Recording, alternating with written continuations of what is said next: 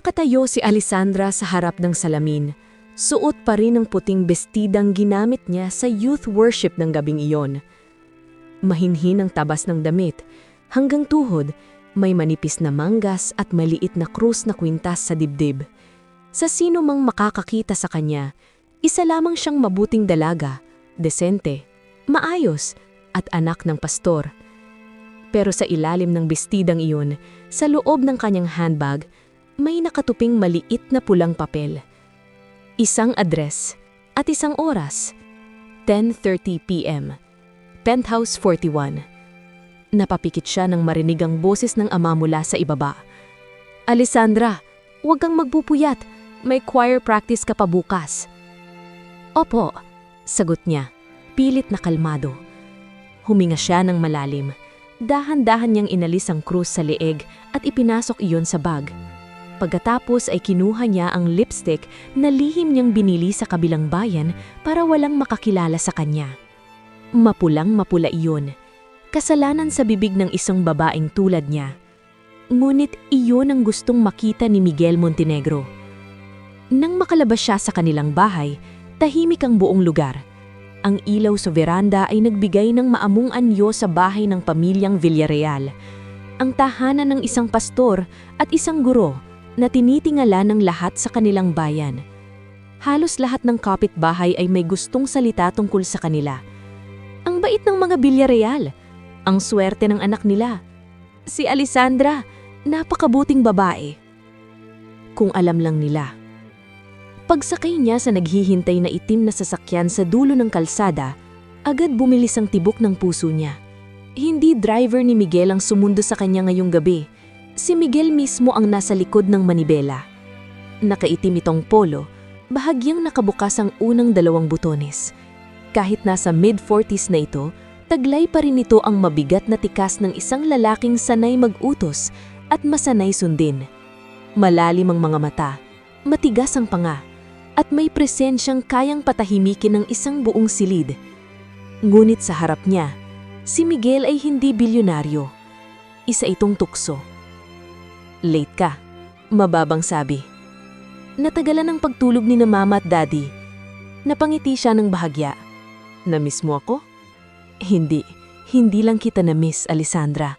Para akong mababaliw kapag hindi ka kasama." Gumapang ang init sa buong niyang katawan. Dapat hindi siya natutuwa sa ganitong mga salita. Dapat natatakot siya. Dapat nahihiya siya. Ngunit bawat salita galing kay Miguel ay parang lihim na apoy na matagal nang sinusubukang patayin ng konsensya niya at palaging nabubuhay. Pagdating nila sa penthouse, agad siyang sinalubong ng malamig na hangin at amoy ng mamahaling kahoy at alak. Napakalayo nito sa simpleng mundo niya, sa lumang aparador ni Mama, sa lumang Biblia ni Daddy, sa matitigas na monoblock ng simbahan. Sa loob ng penthouse na iyon, hindi siya anak ng pastor. Babae lang siya, at si Miguel ang lalaking naghihintay sa kanya. Ipinatong ni Miguel ang kamay sa kanyang baywang. "Hindi kita kayang pakawalan." "Pero may asawa ka," pabulong niyang sagot, kahit alam na alam niya ang sagot. Tumigas ang ekspresyon ni Miguel. "Huwag na nating pag-usapan siya ngayon. Palagi na lang ganon. Huwag pag-usapan ng asawa. Huwag pag-usapan ng bukas. Ang mahalaga ay ang gabing magpasama sila. Ang mahalaga ay silang dalawa." Hinila siya nito palapit at marahang hinalikan. Unang dampi pa lang ng labi ni Miguel sa kanya, gumuguho na lahat ng dasal na inusal niya bago matulog ng mga nakaraang linggo. Wala nang hiya, wala nang takot, taning init, pangungulila, at pagnanasang ayaw na niyang pangalanan. Ngunit habang yakap siya ni Miguel, may nakita siya sa ibabaw ng grand piano. Isang frame. Larawan niyo ni Miguel, katabi ng isang elegante at magandang babae. Nakagown, nakangiti, at sa pagitan nila, isang batang lalaking mga 8 taong gulang. Napatigil ang dalaga. "Kanino yun?" mahinang tanong niya.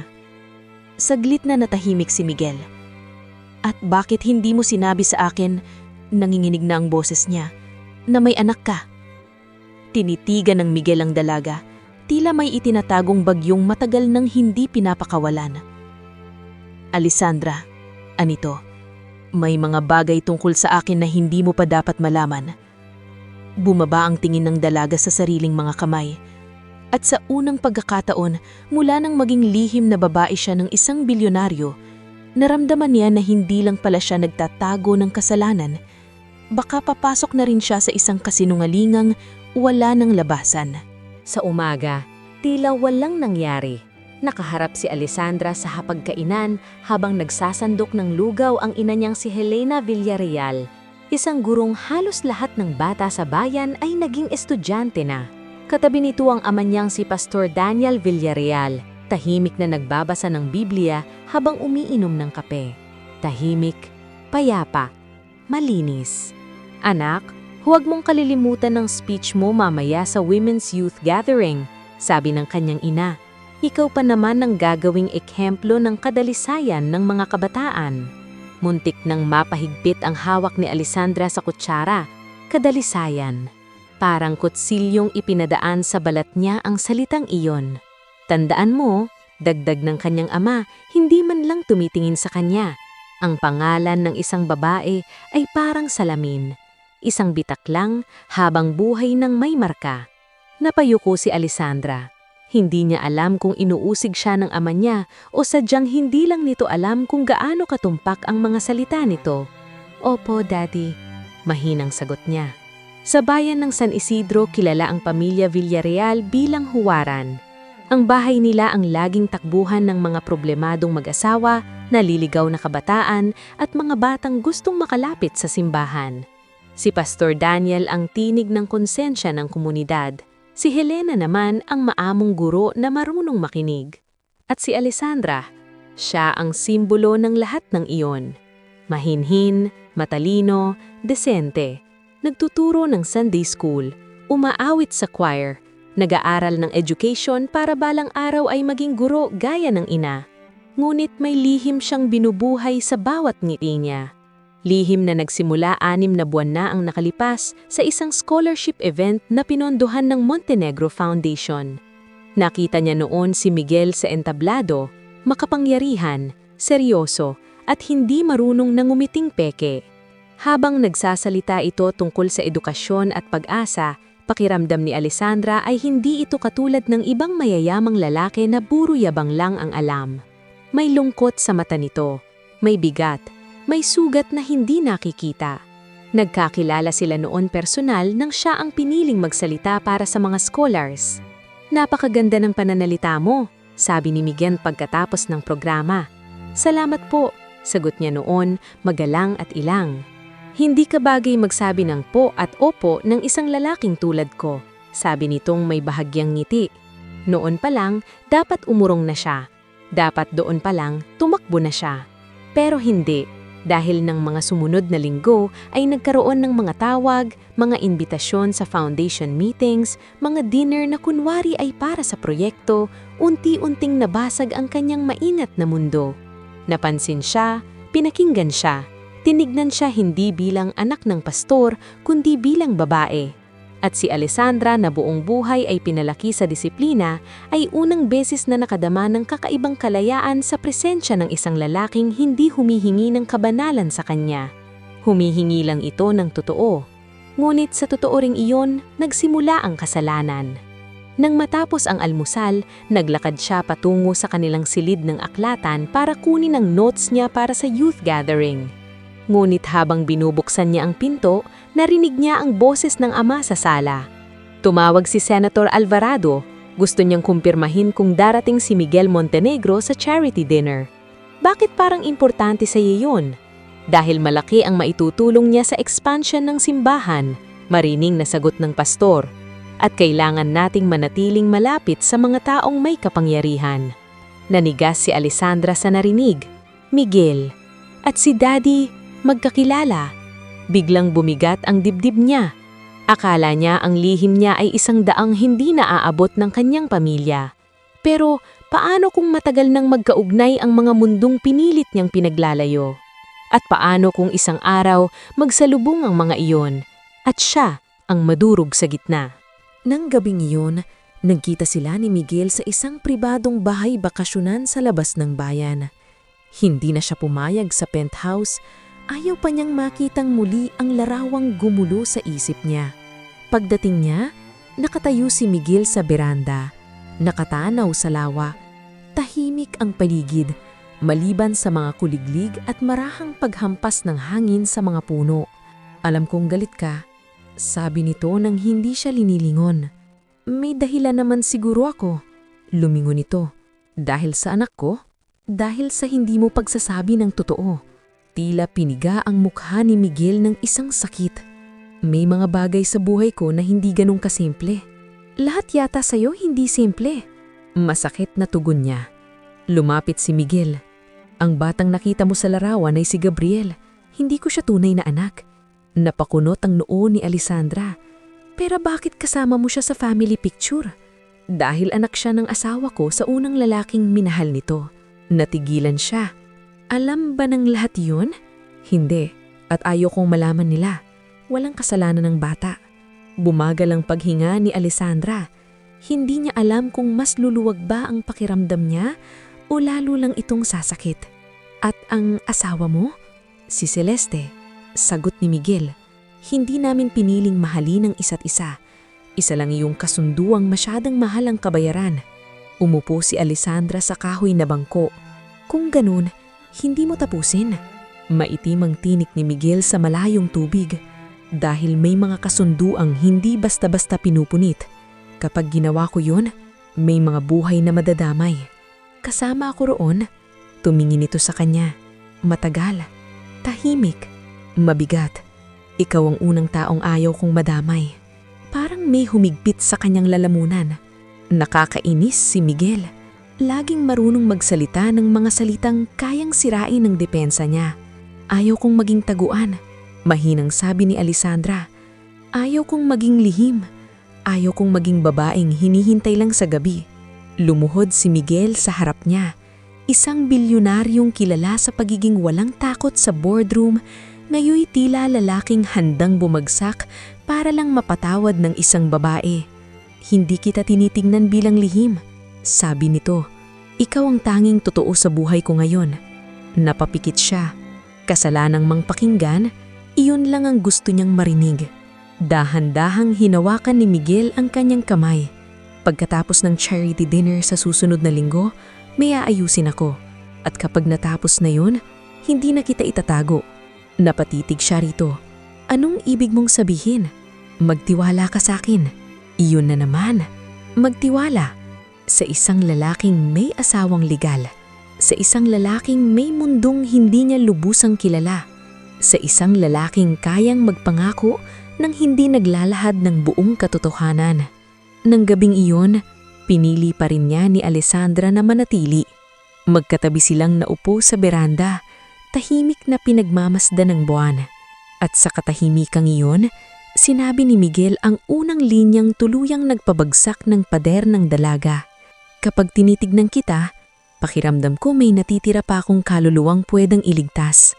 Napangiti siya kahit gusto niyang umiyak. Hindi niya alam kung pagliligtas ba o pagkalunod ang naghihintay sa kanilang dalawa. Ngunit nang ihatid siya ni Miguel pauwi, napansin niyang may isang motorsiklong matagal nang nakahinto sa di kalayuan. At pagpasok niya sa bakuran, nadatnan niyang bukas ang ilaw sa sala. Nandoon ang ata niya si Pastor Daniel. Nakaupo, tuwid ang likod, mahigpit ang mga kamay sa armrest ng usapin. At saan ka galing, Alessandra?" Malamig nitong tanong. Nadamdama ng dalaga ang unang tunay na takot. Dahil sa unang pagkakataon, maaaring hindi na lang konsensya niya ang hahatol sa kanya, kundi ang sariling ata na buong buhay niyang kinakatakutan at hinahanga. "Galing po sa bahay ni Hana." Mabilis na palusot ni Alessandra. "Tinulungan ko lang po siya sa report." Hindi kumurap si Pastor Daniel. "Dis oras ng gabi?" "Napahaba po ang usapan." Tumayo ang ama niya. Mabagal, mabigat, nakakakaba. "Anak," sabi nito, "itinuro namin sa iyo ang kahalagahan ng pagiging tapat. Huwag mong dudungisan ang bibig mo ng pagsisinungaling." Naramdaman ni Alessandra ang pagkatuyo ng lalamunan niya. Ngulit bago pa makasagot, dumating ang ina niya sa sala. Daniel, tama na. Pagod ang bata. Sandaling nagtagpo ang mga mata ng mag-asawa. May kung anong kakaibang tensyon roon. Tila hindi lang ngayon may tinatagong hindi sinasabi ang kanilang bahay. Huwag mo siyang kinukonsinti, Helena. Madiing sabi ng pastor. Huwag mo ring siyang tratuhing kriminal dahil lang gabing-gabi na umuwi. Sagot ni Helena. Nagtaka si Alessandra. Bihirong sumagot ang ina niya sa ama ng ganoon katapang. Pumasok ka ni sa kwarto mo. Mahina ngunit mariing sabi ni Helena sa anak. Hindi na nagpatumpik-tumpik si Alessandra. Ngulit kahit nasa silid na siya, malinaw pa rin niyang naririnig ang pagtatalo ng mga magulang niya. Mas lalo mo siyang itinutulak palayo, sabi ng ina. Hindi ko hahayaang masira ang pangalan natin. Pangalan na naman. Iyon na lang ba ang mahalaga sa iyo? Lahat ng itinayo ko. Natin, hindi lang sa iyo, Daniel. Naupo si Alessandra sa gilid ng kama, nanginginig. Sa unang pagkakataon, para bang may mga bitak din pala sa banal na larawan ng kanilang pamilya. Kinabukasan, mas lalong naging mabigat ang lahat. Sa pulpito ng simbahan, buong tapang na nangaral si Pastor Daniel tungkol sa babaeng naliligaw ng landas. Matulis ang mga salitang binitiwan nito. Hindi lahat ng mukhang malinis ay tunay na banal. May ilan na nagtatago ng dumi sa likod ng mapuputing damit. At kapag piniling mabuhay sa kasalanan, darating ang araw na ilalantad sila ng Diyos sa kahihiyan. Pakiramdam ni Alessandra, siya ang tinutukoy. Walang direktang pangalan, walang eksaktong paratang, ngunit bawat mata ng ilang miyembro ng simbahan ay tila nakatingin sa kanya. Pagkatapos ng service, nilapitan siya ng kaibigan niyang si Hannah. Okay ka ba? Mahinang tanong nito. Oo, pagsisinungaling niya. Ngunit maya-maya'y may isa pang mensahe. Galing kay Miguel. I need to see you tonight. Importante. Hindi sana siya sasagot ngunit maya-maya'y may isa pang mensahe. Darating din si Celeste sa charity dinner. Kailangan mong malaman ang totoo bago iyon mangyari. Parang lumubog ang tiyan ni Alessandra. Darating si Celeste at may totoo pa pala siyang hindi alam. Nang gabing iyon, halos hindi na siya mapakali. Sinubukan niyang umiwas pero paulit-ulit bumabalik sa isip niya ang mga salitang iyon. Sa wakas, sumakay siya ng tricycle papunta sa lumang retreat house na pag-aari ng foundation, ang paborito nilang taguan. Pagdating niya roon, naghihintay si Miguel sa kapilya sa gilid ng hardin. Nakatayo ito sa harap ng altar, tila isang makasalanang lalaking pilit pumasok sa lugar na hindi para sa kanya. Miguel, mahinang tawag niya. Lumingon ito. Salamat at dumating ka. Bakit kailangan ko raw malaman ang totoo? Matagal bago ito sumagot. Pagkatapos, unti-unti nitong sinabi, dahil may posibilidad na sa charity dinner, ipakilala ka ng tatay mo sa lahat bilang magiging mukha ng youth ministry. At kapag nangyari iyon, maaaring ikaw ang unang gamitin laban sa akin. Napaatras si Alessandra. Anong ibig mong sabihin? Humigpit ang panga ni Miguel. Matagal nang may koneksyon ang tatay mo at ang pamilya ng asawa ko. Nanlamig siya. Hindi lang sila magkakilala, Alessandra. May utang na utang ang tatay mo sa pamilya Algarado. At ang utang na iyon, maaaring dahilan kung bakit muntik nang masira ang pamilya ko noon. Nakatitig lang siya. Hindi ko maintindihan. At yan ang kinatatakutan ko. Mabigat na sabi ni Miguel. Dahil kapag naintindihan mo na, baka tuluyan mo na akong kamuhian. Ang charity dinner ay ginanap sa pinakamalaking hotel sa probinsya. Kristal ang mga ilaw, mamahalin ng mga mesa, at lahat ng dumalo ay nakasuot ng ngiting hindi mo masasabing totoo. Kasama ni Alessandra ang kanyang mga magulang. Naka-Filipiniana siya, simple ngunit elegante. Sa tingin ng lahat, siya ang perpektong anak na ipapakita sa mga donor at opisyal. Ngumiti ka, bulong ng ama niya. Huwag kang mukhang kinakabahan. Napatingin siya sa pastor. Hindi niya alam kung dahil ba may kutob na ito o sadyang gusto lang nitong magmukhang maayos ang lahat. Maya-maya pa, dumating si Miguel. Naghiyawan halos ang ilang negosyante nang makita siya. Nakaitim itong taksido, tikumang mukha, at gaya ng dati, kayang patahimikin ng isang buong bulwagan sa simpleng pagpasok lamang. Ngunit hindi siya nag-iisa. Kasunod niya ang isang babaeng kasing tikas ng isang reyna, si Celeste Alvarado Montenegro. Matangkad, elegante, at may malamig na kariktang hindi kailangang ipagpilitan. Suot nito ang isang pilak na gown at sa gilid niya ay isang batang lalaki, si Gabriel. Natuyo ang lalamunan ni Alessandra. Totoo nga. Buong gabing iyon, pakiramdam niya ay isang multong naglalakad sa gitna ng liwanag. Hindi niya alam kung saan siya dapat tumingin. Kay Miguel? Sa asawa nito? Sa ama niyang halatang masyadang masaya sa presensya ng pamilyang Alvarado? Nang siya ay tawagin sa entabla para sa maikling mensahe sa youth ministry, kumabog ng kumabog ang dibdib niya. Si Alessandra Villarreal, buong pagmamalaking sabi ng ama niya sa microphone, ay patunay na may mga kabataan pa ring marunong mamuhay ng may dangal, takot sa Diyos at disiplina. Tumigil ang mundo niya sa salitang iyon, dangal. Sa harap ng lahat, ramdam na ramdam niyang para siyang hinuhubaran ng kasinungalingan. Pagbaba niya sa entabla, sinalubong siya ni Celeste. "Ang ganda ng mensahe mo," sabi nito, magaan ang tono. Hindi alam ni Alessandra kung sasagot ba o tatakbo. "Salamat po." Ngumiti si Celeste, ngunit ang mga mata nito ay tila may alam na mas malalim kaysa sa dapat. "Pwede ba kitang makausap, kahit 5 minuto lang?" Nagdalawang isip siya, pero tumanggo rin. Dinala siya ni Celeste sa isang tahimik na lounge sa likod ng ballroom.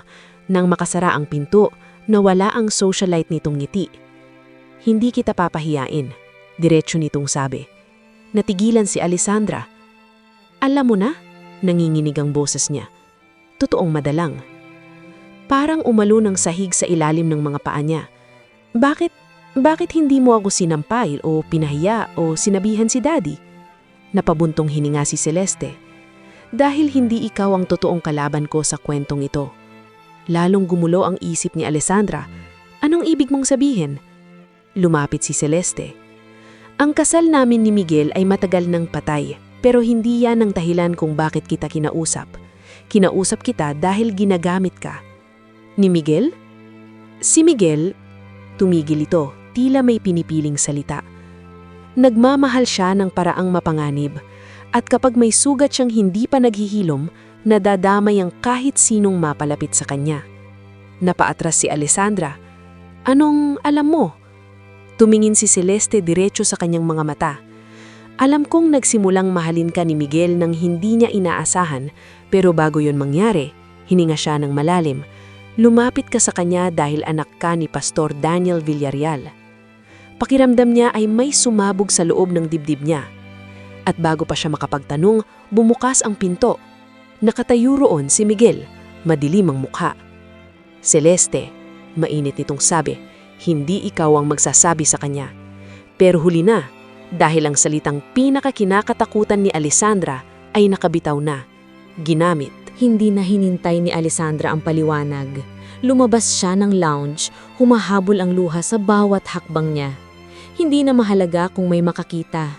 Hindi na mahalaga ang gown, ang makeup, ang huwarang imahe. Ang mahalaga lang ay ang matinding sakit na kumakain sa kanya. "Alessandra!" habol ni Miguel sa corridor. Lumingon siya at sa kanya'y ibinuhos ang unang sampal na hindi niya naiisip ibigay sa buong buhay niya. Umalinggaw-ngaw ang tunog sa marmol na dingding. "Plano lang pala ko?" Nanginginig ang boses niya. "Laro? Paghihiginte? Ano ako sa'yo, Miguel?" Hindi umimik ang lalaki. Tinitigan lang siya. Tila tanggap nito ang sampal na iyon. "Sabihin mo!" sigaw niya. "Hindi laro ang nararamdaman ko para sa'yo. Pero nagsimula kang lapitan ako dahil anak ka ng Pastor Daniel." Nananatili pa ring tahimik si Miguel. At sa katahimikang iyon, nahanap ni Alessandra ang sagot. Tila may dahan-dahang bumiyak sa puso niya. "Diyos ko!" Napahawak siya sa sariling dibdib. "Totoo! Alessandra, wala kang karapatang banggitin ang pangalan ko."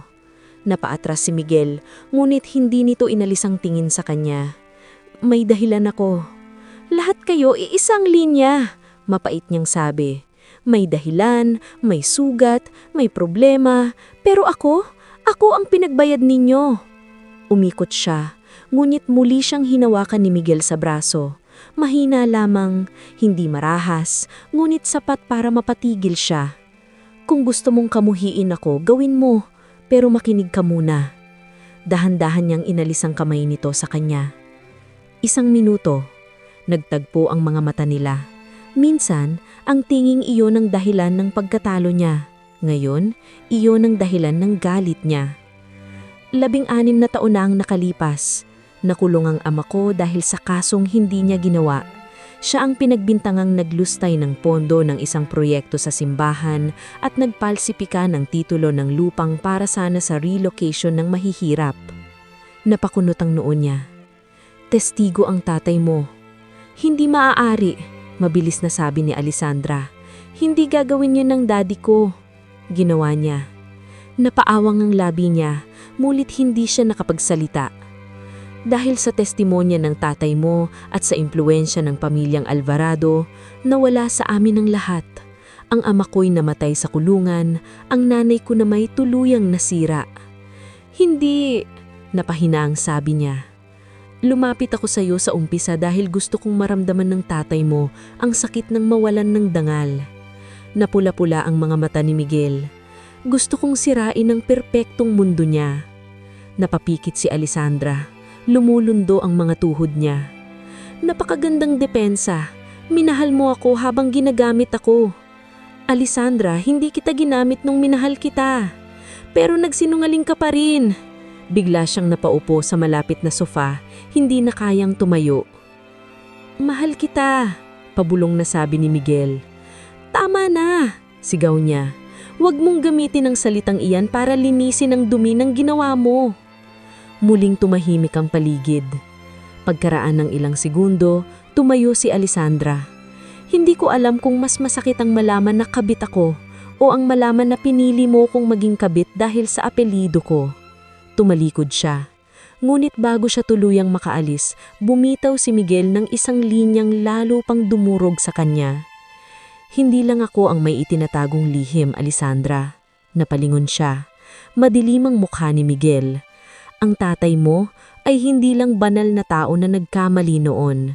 Hanggang ngayon, may itinatago pa rin siyang kasalanang mas mabigat kaysa sa alam mo. At sa pagkakataong iyon, unang beses na kinabahan si Alessandra hindi para sa sarili, kundi para sa pamilyang buong buhay niyang pinaniwalaang malinis. Pagdating ni Alessandra sa bahay, tulog na ang mga magulang niya. Tahimik ang buong kabahayan, ngunit sa dibdib niya'y parang may daang kampanang sabay-sabay na tumutunog. Hindi siya nakatulog. Paulit-ulit sa isip niya ang mga sinabi ni Miguel. Testigo ang tatay mo. Ginamit kita. May itinatago pa rin siyang kasalanan hanggang ngayon. Pagsapit ng madaling araw, lumabas siya ng kwarto upang uminom ng tubig. Ngunit nang madaanan niya ang study room ng ama niya, napansin niyang bahagyang nakabukas ang pinto. Dati-rate, sagrado ang silid na iyon sa kanya. Naroon ang mga sermon manuscripts, old Bibles, mission reports at folders ng outreach projects. Doon laging gumagawa ng mga plano ang pastor para sa simbahan. Ngayon, parang iyong pinto patungo sa impyerno. Pumasok siya. Sa loob, maayos ang lahat. Napakaayos para sa isang lalaking lagi niyang tinitingnan. Ngunit habang nililibot niya ang tingin sa mesa, may nakita siyang itim na folder sa pinakadulo ng kabinete. Walang label. Nanginginig ang daliri niya habang binubuksan iyon. At sa unang pahina, bumungad ang salitang nagpatigil sa hininga niya. Montenegro Land Case. May mga Xerox ng lumang titulo, sulat, mga pirma, mga larawan at sa isang sobre may liham na tila matagal nang itinago. Binuksan niya iyon. Pastor Daniel, salamat sa iyong pakikipagtulungan. Kapag natakos ang paglipat ng titulo sa Foundation Front, matitiyak naming mawawala sa eksena si Roberto Montenegro. Tulad ng napag-usapan, ang promised donation para sa church expansion ay maipapadala matapos ang pagtestigo mo. Galing ito kay E. Alvarado. Parang naubos ang hangin ng baga ni Alessandra. Hindi siya makagalaw, hindi siya makahinga, hindi siya makapaniwala. Sunod-sunod niyang binalikan ng ibang dokumento. May bank slips, may listahan ng mga cash deposit, may kopya ng deed transfer na nakapangalan sa isang front organization na konektado sa Alvarado family. At sa pinakahuli, may litrato. Litrato ng kanyang ama, nakikipagkamay kay Esteban Alvarado, ang ama ni Celeste. Pumait ang lalamunan niya. Anak. Napalingon siya. Nasa pintuan ng ina niyang si Helena, namumutla. Ma? Bulong niya. Ano ito? Lumapit ang ina, nanginginig ang mga kamay. Nang makita nito ang hawak ng folder, pumikit ito na parabang matagal nang inaasahang darating ang sandaling ito. Matagal ko nang gustong ilayo ka sa lahat ng ito, mahina nitong sabi. Umiiyak na si Alessandra. Totoo ba? Totoo ba na si Daddy ang dahilan kung bakit nasira ang pamilya ni Miguel? Hindi agad sumagot si Helena, at ang katahimikang iyon ang nagsilbing kumpirmasyon. Napaupo si Alessandra sa sahig. Diyos ko! Lumuhod sa harap niya ang ina. Hindi ko kayang sabihin sa iyo dati, bata ka pa at natakot ako. Saan ka natakot? Sa tatay mo. Nag-angat siya ng mukha. Hindi niya makilala ang lungkot at takot sa tinig ng ina. Buong buhay niya, si Helena ang mahinahon, mapagpakumbaba, matiisin. Ngulit sa gabing iyon, nakita niyang may babae sa likod ng pagiging mapayapa nito. Isang babaeng ilang taon ding nanahimik. Akala ko dati isang beses lang siyang nadulas. Akala ko para lang sa expansion ng simbahan. Pero lumala ng lumala. Pera mula sa politiko, lupang pinapadaan sa church trustees, mga pamilyang pinapataimik. Nanlaki ang mga mata ni Alessandra. Anong ibig mong sabihin? Hindi lang pamilya ni Miguel ang naapektuhan. Naramdaman niya na mas mabigat pa pala ang totoo kaysa sa kaya niyang dalhin. At ang pinakamasakit sa lahat, ang lalaking kinamuhi niya dahil ginamit siya ay maaaring siya palang unang nagsabi sa kanya ng katotohanan. Umagang-umaga, magkatapat sina Alessandra at Helena sa kusina habang tahimik ang buong bahay. Nasa study room pa rin si Pastor Daniel, tila walang kamalay-malay na unti-unti nang guguho ang altar na itinayo niya para sa sarili. Bakit mo tiniis? Tanong ni Alessandra sa ina. Bakit hindi ka nagsalita noon pa? Namumugto ang mga mata ni Helena. Dahil noong una, naniwala akong para iyon sa kabutihan ng ministry. Alam mo naman ang tatay mo. Magaling magsalita, magaling magpaniwala. Pero nakita mo na ang mali. Oo, napabuntong hininga ito. At nang makita ko na, huli na. May mga dokumentong nakapangalan na sa simbahan. May mga perang pumapasok na hindi ko alam kung saan nanggagaling. Nang subukan kong kumontra, sinabi niya sa akin na kapag nagsalita ako, mawawasak ang buhay mo. Ang buhay ko? Oo. Dahil kapag may iskandalo, ikaw ang unang masasaktan. Napayuko si Alessandra. Napakapait ng katotohanan ito. Ang pamilyang pinoprotektahan ng kanyang ina ay siya ring pamilyang unti-unting nananakal sa kanila. Alam ba niya na alam mo? Tanong niya Alessandra. Alam niyang may kutob ako, pero hindi niya alam na itinago ko ang ilang papeles. Napatingin si Alessandra sa ina. Ibig mong sabihin, may iba ka pang hawak? Tumanggo si Helena. May resibo ng mga transfer at may lumang audio recording. Recording? Pag-uusap ni na Daniel at Esteban Alvarado. Hindi ko sinadyang ma-record noon. Matagal ko iyong itinago. Nanginginig si Alessandra. Bakit natin iyong ilabas? Napapikit si Helena. Dahil natatakot ako. At dahil umaasa akong magbabago pa siya. Ngulit agad din itong ibunuka ang mga mata at tumingin ng diretsyo sa anak. Pero ngayon, iba na.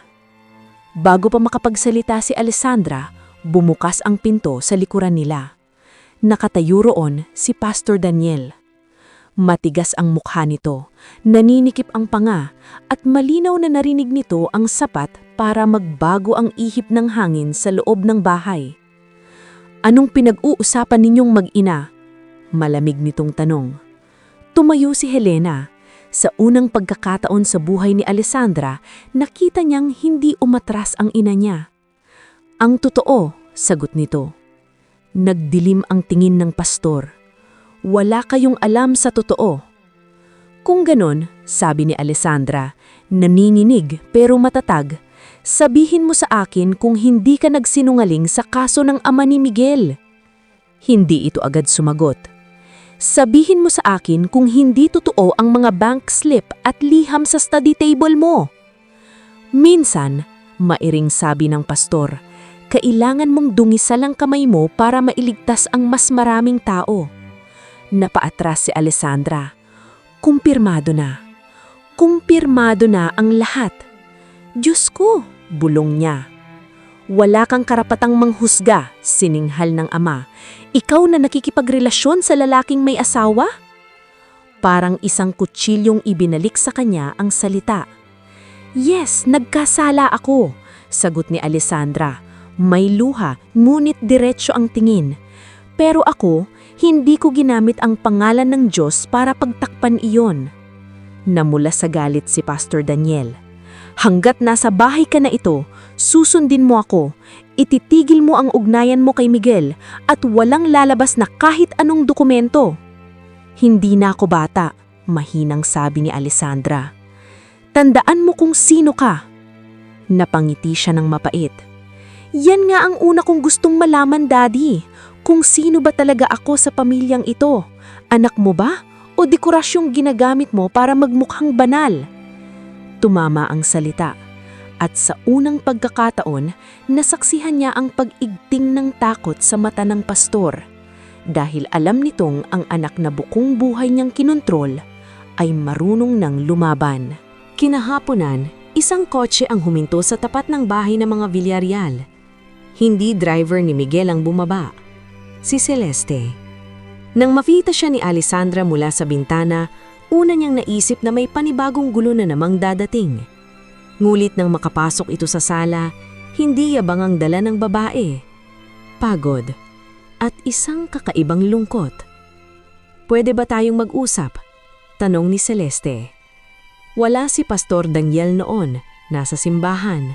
Si Helena mismo ang nagbigay ng tsaa at tahimik na lumabas upang bigyan sila ng privacy. Magkatapat silang naupo. Ilang segundo silang parehong hindi nagsalita. Ako siguro ang huling taong gusto mong makita, sabi ni Celeste. Hindi ko na alam kung sino pa ang gusto kong makita, tapat na sagot ni Alessandra. Bahagyang ngumiti si Celeste. Fair enough. Huminga ito ng malalim bago nagsalita muli. Gusto kong may malaman ka. Hindi ko ipinagtanggol si Miguel dahil inosente siya. Hindi siya inosente. Sinaktan niya. Napababa ang tingin ni Alessandra. Pero hindi rin siya ang lalaking iniisip mong kayang manira ng walang dahilan. Ano ba talaga ang kasal ninyo? Napatingin si Celeste sa bintana. Kasunduan. Anak ako ng senador. Siya naman ang lalaking kailangang isalba ang negosyo nilang nalulunod sa gulo noon. Pinagbuklod kami ng mga pamilyang may kanya-kanyang interes. Pero may anak ka. Si Gabriel ay anak ng lalaking tunay kong minahal. Bahagya itong napangiti, mapait. Patay na siya ngayon. Natahimik si Alessandra. Tinandap siya ni Miguel, hindi bilang kapalit ng anak, kundi dahil ayaw niyang lumaki si Gabriel sa mundong puro galit. Hindi kami mag-asawang may pag-ibig, Alessandra. Magkasama lang kami sa isang kulungan. Bumigat ang dibdib ng dalaga. Bakit hindi ka humiwalay? Dahil hawak ng ama ko ang maraming legal na galamay at dahil may mga kasong matatabunan at bubuksan depende sa galaw naming dalawa. Muli silang natahimik. Mahal mo ba si Miguel? Tanong ni Alessandra, halos pabulong. Hindi agad sumagot si Celeste. Pagkatapos ay tumanggo ng kaunti. Bilang taong minsang tumayo sa gitna ng apoy para iligtas ang anak ko, oo. Pero hindi bilang lalaking para sa akin. Ang totoo, tumingin ito ng diretso sa kanya. Ikaw ang unang babaeng nakita kong totoong bumuhay sa mukha niya. Napakuhap si Alessandra, umiinit ang mata. Hindi ibig sabihin nun tama ang ginawa niya, dagdag agad ni Celeste. Pero gusto kong malaman mong may mga laban siyang hindi mo pa lubos na nauunawaan. Bakit mo ako tinutulungan? Dahil pagod na akong panoorin ang mga lalaking nasa paligid natin na ginagamit ang kapangyarihan para ayusin ang buhay nilang sila rin ang sumira. Tumahimik si Alessandra. May hawak ka bang ebidensya laban kay Pastor Daniel? Tanong ni Celeste. Napatingin siya rito. Hindi para sirain ang pamilya mo, pinaliwanag ng babae. Para pigilan ang ama mo at ang tatay mo sa mas malaki pang nilang plano. Anong plano? Humigpit ang hawak ni Celeste sa tasa. Gagamitin nila ang eskandalo mo para ilihis ang media at iligtas ang ilang lupang papasok sa bagong project. Kapag sumabog ang pangalan mo, matatakpan ang tunay na transaksyon. Parang naupos ang dugo sa katawan ni Alessandra. Ibig sabihin, hindi lang siya ginamit ni Miguel noon. Gagamitin din siya ngayon ng sarili niyang ama. At sa pagkakataong ito, hindi bilang babae, kundi bilang hain. Mabilis ang sumunod na mga araw. Nabalita sa bayan na may anonymous source na nagpadala ng mga larawan ni Alessandra na pumapasok sa hotel at sumasakay sa kotse ni Miguel. Hindi malinaw ang mukha, ngunit sapat na para magsimula ang bulungan. Sa simbahan, mas madalas nang maririnig ang mga pabulong na usapan. Parang si Alessandra yata iyon. Hindi naman siguro, anak yun ng pastor. Pero sabi nila, may mayamang lalaki raw.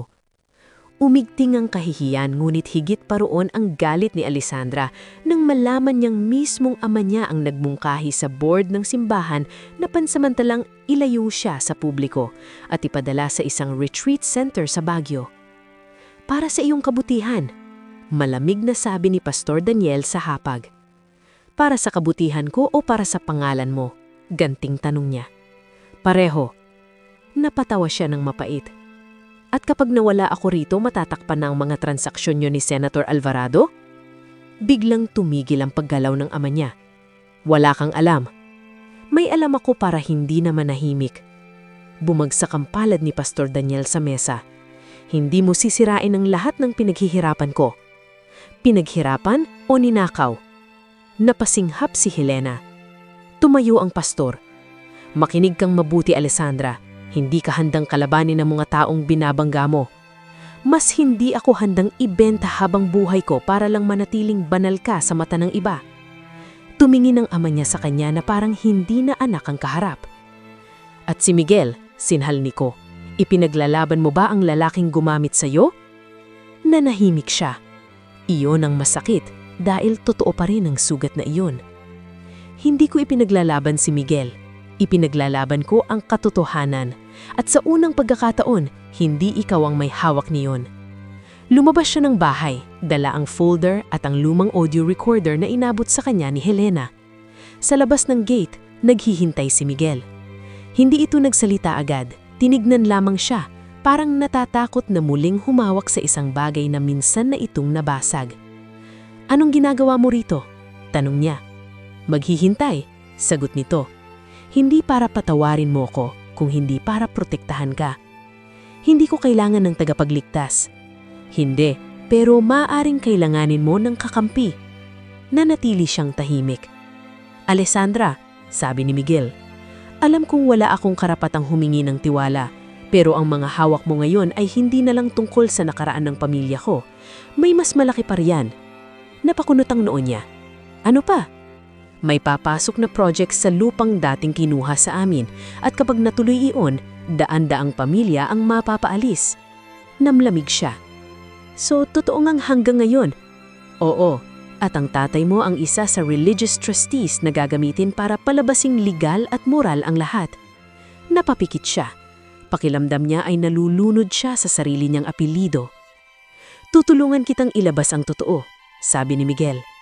Tumingin siya sa kanya. Bakit? Dahil ito ang dapat kong ginawa noon pa. Hindi gamitin ka, kung hindi sabihin sa iyo ang totoo at hayaan kang ikaw ang pumili. Sa unang pagkakataon matapos ang lahat, nakita niya ang isang Miguel na wala ang yabang, wala ang kapangyarihan, isang lalaking handang lumuhod sa bigat ng sarili niyang kasalanan. Ngulit bago pa siya makasagot, tumunog ang cellphone niya. Si Helena. Pagkabukas niya ng tawag, umiiyak ang boses ng ina niya. Anak, umuwi ka agad. Nalaman ng tatay mo na nawawala ang recording. At sa background, narinig ni Alessandra ang sigaw ni Pastor Daniel. Nasa nga ng Alessandra? Pagdating nila ni Miguel sa bahay, wasak na ang katahimikan. Nakatumba ang isang upuan sa sala, nanginginig si Helena sa gilid, at sa gitna ng silid, nakatayo si Pastor Daniel, pula ang mukha sa galit. Nagdala ka pa talagang lalaking iyan dito! Sigaw nito nang makita si Miguel. Ako ang nagpasya, matigas na sabi ni Alessandra. Lumabas ka sa pamamahay ko, Montenegro! Ngunit hindi na tinag si Miguel. Hindi ako aalis hanggat hindi natitigil ang pananakit mo sa mag-ina mo. Wala kang karapatang magsalita ng tungkol sa pamilya ko. Mas lalong wala kang karapatang gamitin ang Diyos para pagtakpan ang krimen mo. Saglit na tila natigilan ang pastor. Pagkatapos, tumawa ito ng mapakla. Akala mo ba malinis ka? Isang babaero kang negosyanteng sumira sa anak ko. Hindi ko itinatanggi ang kasalanan ko. Ikaw ba? Kaya mong aminin ang sayo? Tumayo sa pagitan nila si Alessandra, hawak ang lumang recorder. Tama na! Sigaw niya. Pareho kayong nakasakit, pero ngayon, hindi na ako papayag na ako ang gawing laruan ng mga desisyon ninyo. Tumitig si Pastor Daniel sa recorder. Parang doon lang niya tunay na nakita kung gaano nakaraming kapangyarihan ang nawala sa kanya. Ibigay mo sa akin iyan. Bakit? Natatakot ka? Ama mo ako! Sigaw ng pastor. Utang mo sa akin ang buhay mo! At doon, tuluyang naputol ang kung anumang natitirang pagsamba ni Alessandra sa ama niya. Hindi utang ang buhay ng anak sa magulang, malamig niyang sabi. Responsibilidad iyon, at ang pinili mong gawin sa responsibilidad na iyon ay gamitin ako. Lumapit si Helena sa anak at marahang hinawakan ang kamay nito. I-play mo! Napalingon si Pastor Daniel sa asawa. Helena, huwag mong gawin ito. Matagal ka na kitang pinatatahimik sa loob ng bahay na ito. Hindi na ngayon. Pinindot ni Alessandra ang recorder. Umalingaw-ngaw sa sala ang kaluskos. Pagkatapos ay mga boses. Una, boses ni Esteban Alvarado. Kapag tumistigo ka, maililipat natin ang usapan sa Montenegro. Makukuha ng foundation ng lupain, malinis ang simbahan sa papel. Pagkatapos, boses ng ama niya. At ang donation para sa bagong church wing. Madodoble pa. Tahimik. Pagkatapos ay muling ang boses ni Pastor Daniel, mas mahina, ngunit malinaw. Ayokong malaman ito ng asawa ko. Nabitiwan ng hininga si Helena. Namutla si Pastor Daniel. Hindi iyan sapat, hindi niyo mauunawaan ang konteksto. Anong konteksto ang magpapabanal sa suhol? Tanong ni Alessandra. Nanginginig na ang pastor. Ginawa ko iyon para sa simbahan. Hindi, sabi ni Helena. Ginawa mo iyon para sa sarili mong ambisyon. Sunod-sunod ang paghinga ng lahat. Halos marinig ang pagbagsak ng isang pader na ilang taon nilang tinawag na tahanan. Ako ang maglalabas nito, sabi ni Alessandra. At sa unang pagkakataon, lumuhod si Pastor Daniel sa harap ng sariling anak. Huwag! Paos nitong sabi, masisira tayo. Umiiyak si Alessandra, ngunit hindi na siya umatras. Hindi tayo masisira ngayon, Daddy. Matagal na tayong sira. Ngayon lang natin titigilan ang pagsisinungaling. Kumalat ang recording at mga dokumento makalipas lamang ang 2 araw. Hindi na napigilan. Tinulungan ni Celeste ang abogado ni Miguel na mailabas ang tamang legal channels. Ang ilang independent media outlet ay agad sumalo sa balita. Ang pangalan ni Pastor Daniel Villarreal at Esteban Alvarado ay nasangkot sa lumang land fraud case at sa panibagong development project na magpapalaya sa daan-daang maralitang pamilya. Nagkagulo ang bayan, nagkagulo ang simbahan. May mga naniwala, may mga tumanggi, may mga nagsabing kasinungalingan lang iyon ng mga kaaway ng pananampalataya. Ngulit may mga pamilyang lumantad ding matagal nang pinatahimik noon. At sa bawat testigong lumalabas, mas lalong lumiliit ang figurang minsang sinamba bilang huwarang pastor. Si Alessandra ay hindi ligtas sa batikos. Sa social media, mabilis ding kumalat ang usap-usapan tungkol sa relasyon niya kay Miguel. Mistress pala. Anak ng pastor pero kabit. Pare-pareho lang sila. Masakit, nakakahiya, nakakadurog. Ngunit sa kauna-unahang pagkakataon, hindi siya nagtago. Nagsuot siya ng simpleng blouse at humarap sa isang munting press interview kasama ang mga pamilyang pinaglalaban nila. Oo, diretsyo niyang sabi sa mikropono. Nagkamali ako sa buhay ko. Nagkasala ako. Ngulit ang kasalanan ko ay hindi dapat gawing tabing para ikubli ang mas malawak na pang-aabuso sa mga mahihirap.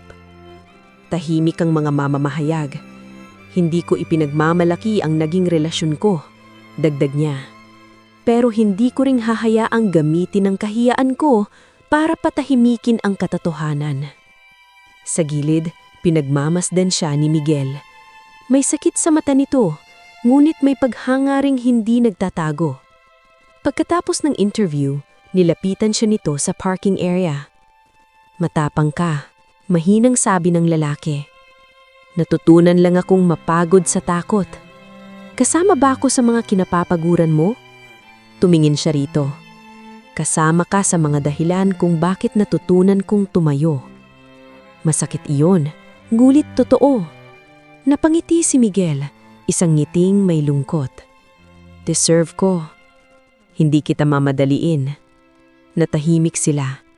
Miguel, marahan niyang tanong, kung hindi ako anak ni Pastor Daniel, lalapitan mo pa rin ba ako noon? Napapikit ang lalaki. At nang mudlat ito, iyon ang isa sa pinakatapat na titig na ibinigay nito sa kanya. Hindi ko alam, pero sigurado ako sa isang bagay. Kapag nakilala pa rin kita, mamahalin ko pa rin kita. Pumikit si Alessandra. Pinipigilan ng luhang gustong tumulo. Sapagkat iyon ang pinakamasakit sa lahat, na sa kabila ng lahat ng baho, galit at paghihigante, may pag-ibig pa ring natitirang totoo. Ngulit sapat ba ang totoo kung mali naman ang simula? Bago pa nila masagot ang tanong na iyon, lumapit si Celeste hawak ang cellphone. Miguel, sabi nito, seryoso. May problema tayo.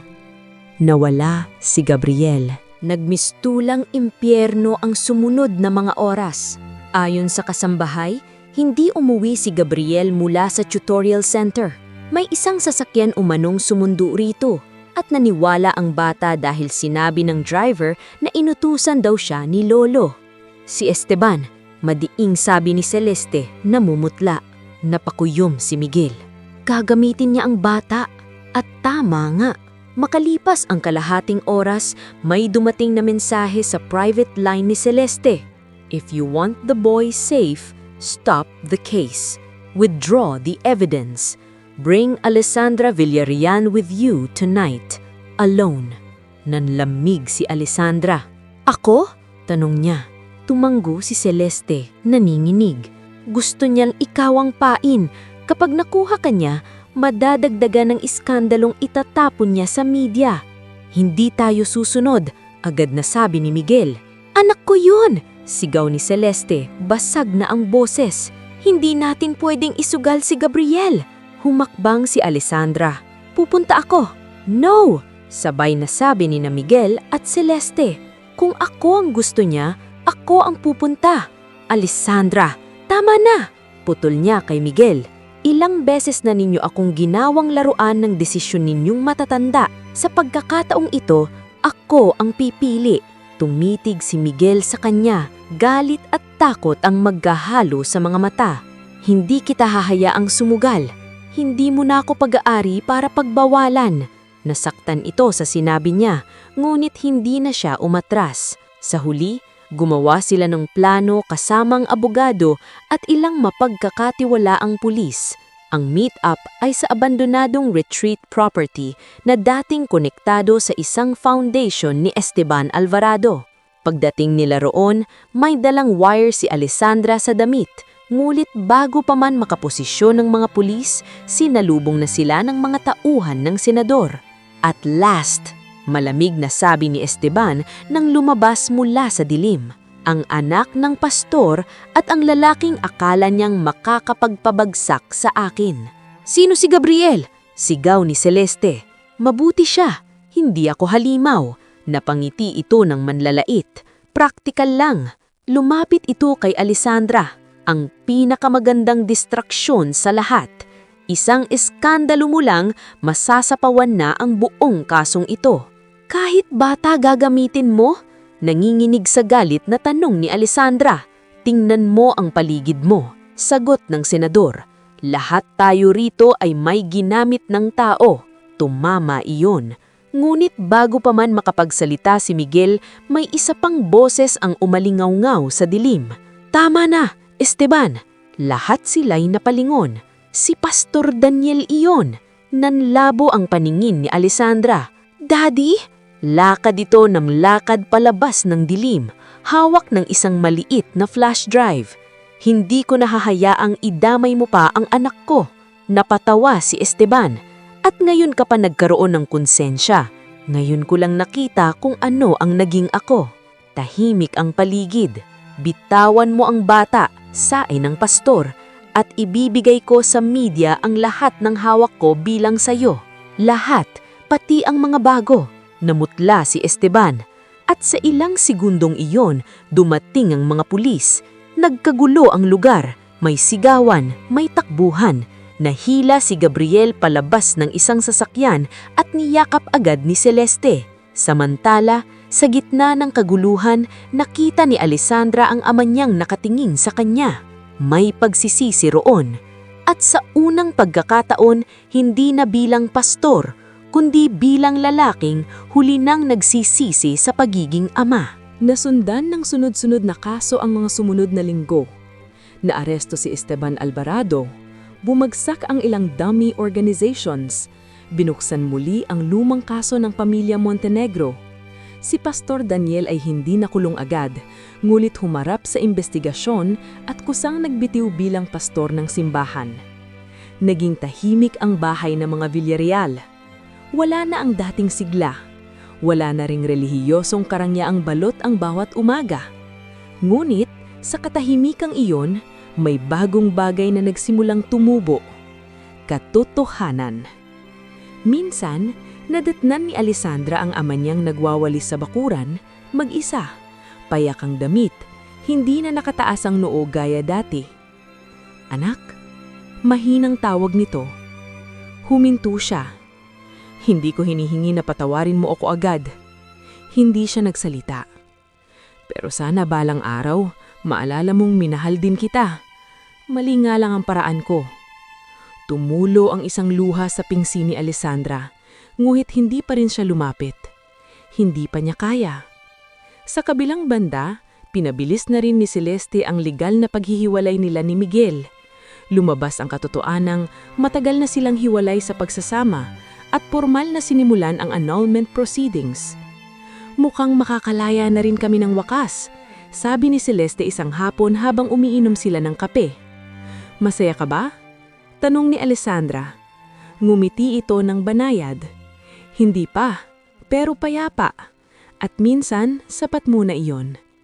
Nang gabing iyon, nagkita sina Alessandra at Miguel sa parehong lawa kung saan minsan niyang naramdaman ang unang anyo ng pag-ibig at panganib. Tahimik silang magkatabi. Natapos na ang annulment filing, sabi ni Miguel. Tumanggo siya. Narinig ko. Hihintayin ko. Tanong siya. Hanggang kailan? Hanggang kaya ko. At kung hindi mo na talaga ako kayang mahalin pagkatapos ng lahat, tatanggapin ko. Napangiti siya ng mapait. Huwag mong bigyan ng mabubuting linya. Delikado ka ron. Bahagyang natawa si Miguel. Sa wakas, isang tawanang walang bigat ng negosyo, kaso at lihim. Mahal pa rin kita, amin niya. Pero hindi sapat ang pagmamahal para agad kitang piliin. Alam ko, kapag pinili kita, gusto kong malinis na. Hindi dahil nawala na ang dumi ng nakaraan, kundi dahil hindi na tayo nagsisinungaling. Lumapit si Miguel, ngunit hindi siya hinawakan. Sa unang pagkakataon sa buhay ko, sabi nito, handa akong maghintay ng hindi bumibili, hindi nagdidikta, at hindi nagmamadali. Napatingin siya sa mga mata nito. Dati, ang mga matang iyon ay puno ng lihim. Ngayon, may bakas pa rin ng sakit, ngunit mas malinaw na. Tanong siya, bakit? Dahil ikaw ang unang babaeng nagturo sa akin na ang pag-ibig na pinilit ay hindi pag-ibig, at ang pag-ibig na itinayo sa kasinungalingan, kahit gaano katindi, ay kailanang dumaan muna sa katotohanan bago maging tahanan. Tahimik silang muli. At bago sila naghiwalay ng gabing iyon, nagsalita si Alessandra ng marahan. Miguel, sa susunod na mahalin mo ako, siguraduhin mong hindi na ako lihim. Tumanggo ang lalaki. Hindi na kailanman. Isang taon ang lumipas. Marami nang nagbago sa San Isidro. Ang dating planong commercial project sa lupang pinag-aawayan noon ay hindi natuloy. Sa halip, itinayo roon ang isang maliit, ngunit maaliwalas na school and community center para sa mga pamilyang muntik ng mapaalis. Sa harap ng gusali ay may simpleng karatula, Helena Learning Center. Ipinangalan iyon ni Alessandra sa kanyang ina. Si Helena ay nagtuturo roon ngayon ng payak at masaya. Si Pastor Daniel naman ay madalas makita sa likod ng center, tahimik na tumutulong sa paghahalaman at paglilinis. Hindi na siya muling pumulpito. Pinili niyang maglingkod sa paraang walang mikropono at walang palakpakan. Para kay Alessandra, hindi pa rin lahat ay ganap ng magaan. May mga sugat na hindi binubura ng panahon, ngunit natutunan niyang hindi kailangang maging perpekto para maging marangal. Kailangan lang maging totoo. Nang araw na iyon, katatapos lang niyang klase sa mga bata nang may humintong sasakyan sa harap ng center. Hindi siya agad lumingon. Alam na alam niya kung sino iyon. Narinig niya ang mabagal na yabag hanggang sa tumigil sa tabi niya. Mukhang mas bagay ka rito kaysa sa lahat ng entabladong pinagtayuan mo noon, sabi ng pamilyar na boses. Napangiti si Alessandra bago pa man humarap. Nandoon si Miguel. Mas simple ang itsura nito ngayon. Puting polo, walang bodyguards, walang yabang ng dating bilyonaryo sa bawat galaw. Nariyan pa rin ang tindig, pero may kakaibang gaan sa mukha nito. Anong ginagawa mo rito? Tanong niya kahit alam na nitong matagal nang hinihintay nitong araw na magiging handa siya. Iniabot ni Miguel ang isang brown envelope. Ano ito? Buksan mo. Binuksan niya iyon. Una niyang nakita ang opisyal na papeles ng annulment, pinal at tapos na. Ngulit ang pangalawang dokumento ang tuluyang nagpatahimik sa kanya. Titulo iyon ng lupa at nakapangalan sa isang trust para sa community center na may pangunahing administrador si Alessandra Villarreal. Anong? Iyon ang huling bahagi ng lupang dati sa amin at muntik nang maagaw ulit, sabi ni Miguel. Binili ko pabalik lahat pero hindi para sa negosyo. Tumingin siya rito, nanlalabo ang mga paningin. Para kanino? Para sa mga taong dapat noon pa nagkaroon niyan at para sa babaeng nagturo sa akin na may mas mahalaga pa sa paghihiganti. Napagkagat siya ng labi, pigilang luha. Miguel, mahal kita pa rin, sabi nito, diretso. Pero hindi na kita hihingan ng sagot dahil lang handa na ako. Ikaw lang ang magsasabi kung handa ka na rin. Mahabang katahimikan ang namagitan sa kanila. Pagkatapos, dahan-dahang nilapag ni Alessandra ang mga papeles sa mesa sa tabi nila. Lumapit siya at sa wakas matapos ang 1 taon ng paghihilom, pagtayo at pagbagsak ng lahat ng huwad, hinawakan niya ang kamay ni Miguel. Huli na para sa dating tayo, mahilang niyang sabi. Namuo ang lungkot sa mga mata ng lalaki ngunit tumanggod ito. Alam ko. Pero baka bahagyang siyang ngumiti, baka pwede para sa bagong tayo. Napapikit si Miguel, tila isang dasal ang natupad nang hindi niya ipinilit. Masisigurado mo ba, dagdag ni Alessandra, na sa pagkakataong ito hindi na ako magiging lihim, kapalit o sugat na pagbabayaran? Maharang itaas ni Miguel ang kanyang kamay sa labi nito at hinalikan. Sa pagkakataong ito, sabi nito, ikaw ang pangalang gusto kong ipagmalaki. Sa di kalayuan, mula sa bukas na bintana ng center, pinagmamasdan sila ni Helena, nakangiti may luha. Sa likuran nito, nakatayo si Pastor Daniel, tahimik, mapagkumbaba at hindi na nagtangkang hadlangan ng kanyang anak. Dahil ngayon, alam na nilang lahat, ang tunay na pag-ibig ay hindi yung perpekto ang simula, kundi yung dumaan sa apoy, humarap sa katotohanan at piniling maging malinis, hindi sa mata ng tao, kundi sa konsensya. At sa unang pagkakataon, si Alessandra Villarreal ay hindi na lamang anak ng pastor, hindi na ring lihim na babae ng isang bilyonaryo. Isa na siyang babaeng pinili ang sarili, ang totoo at ang pag-ibig na hindi na kailangang itago. Wakas.